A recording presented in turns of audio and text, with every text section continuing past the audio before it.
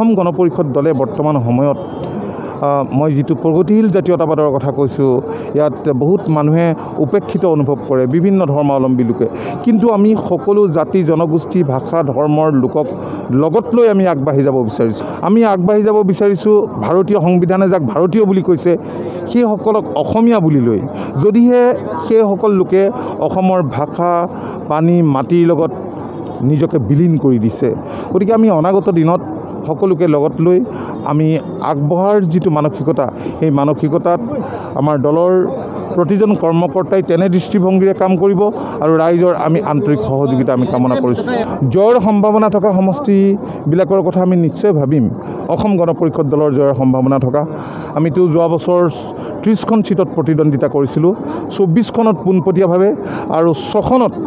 আমি বিজেপিৰ লগতো বন্ধুত্বমূলক প্ৰতিদ্বন্দ্বিতা কৰিছিলো তো সেই সময়ৰ পৰিবেশ আৰু হয়তো সেই সময়ৰ ভোটাৰৰ যি ভোটিং বিহেভিয়াৰ আজিৰ পৰিবেশ পৰিস্থিতিৰ লগত স্বাভাৱিকতে অলপ পাৰ্থক্য হ'ব গতিকে গোটেই কথাখিনি চাই পাৰস্পৰিক বুজাবুজিৰ মাজেৰে আমি আগবাঢ়িব লাগিব অসম গণ পৰিষদ দল এটা আঞ্চলিক ৰাজনৈতিক দল আঞ্চলিক স্বাৰ্থ ৰক্ষাৰ কাৰণে জন্ম হোৱা এটা দলটোক বহুতে বিভিন্ন ধৰণৰ সমালোচনা কৰে অভিধানত নথকা কেতবোৰ শব্দৰেও দলটোক সমালোচনা কৰিবলৈ কেতবোৰ শক্তিয়ে কুণ্ঠাবোধ কৰা নাই তেওঁলোকৰ মতলব আছে মতলবটো এইটোৱেই যে আঞ্চলিকতাবাদী শক্তি নিক্ষেপ কৰা এইটো হৈছে মতলব তাৰ কাৰণে ভাল কথাও কয় কস্মিন কালেও আঞ্চলিকতাবাদত বিশ্বাস নকৰা কস্মিন কালেও জন্মলগ্নৰে পৰা দলটোলৈ অকণো অৱদান নথকা বুদ্ধি নথকা সেই মানুহৰ যিবিলাক বক্তব্য সেইখিনি কথাক আমি কোনোদিনেই গুৰুত্ব দিয়া নাই কিন্তু আমাক গঠনমূলক সমালোচনা যিসকলে কৰিছে বিভিন্ন আমি ফেচবুক হোৱাটছআপ ইনষ্টাগ্ৰাম এইবিলাকৰ সহায় লৈছোঁ তাত বহুতে ভাল পৰামৰ্শ আমাক দিছে আমি সেইবোৰ আন্তৰিকতাৰে গ্ৰহণ কৰি অনাগত দিনত দলটোক শক্তিশালী কৰিবৰ কাৰণে দলৰ প্ৰতিজন কৰ্মকৰ্তাক আমি অনুৰোধ জনাইছোঁ AGP এইটো এটা অতি পৰিচিত নাম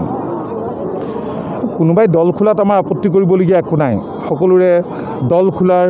এই গণতান্ত্ৰিক দেশত অধিকাৰ আছে কিন্তু নামটো নকল কৰা যেন নালাগেনে এই যে AGPৰ ওচৰে যাব খোজাটোৱেই কি অৰ্থ কৰে যে AGP যে পপুলাৰ পাৰ্টি আমি যেতিয়া স্কুলত পঢ়ি আছিলোঁ তেতিয়া সুলেখা বুলি এটা চিয়াহী আছিলে মানে বহুত পপুলাৰ চিয়াহী এইটো আমি সুলেখা চিয়াহীটোক আমি সকলোৱে জানো আমাৰ ছিনিয়ৰসকলে জুনিয়ৰসকলে জানে তাৰপৰা সুৰেখা বুলি এটা উলিয়াই দিলে যাতে সুলেখাৰ নিচিনাকৈ এই বিক্ৰী বাৰ্তা হয় কিন্তু নহ'ল গতিকে ৰাইজে সকলোবোৰ কথা চাই আছে বুজি পায় ৰাইজে সঠিক সিদ্ধান্ত গ্ৰহণ কৰিব কিছুমান আছে ৰাইজৰ দল এতিয়া ৰাইজৰ দল বুলিনো কেনেকৈ ক'ব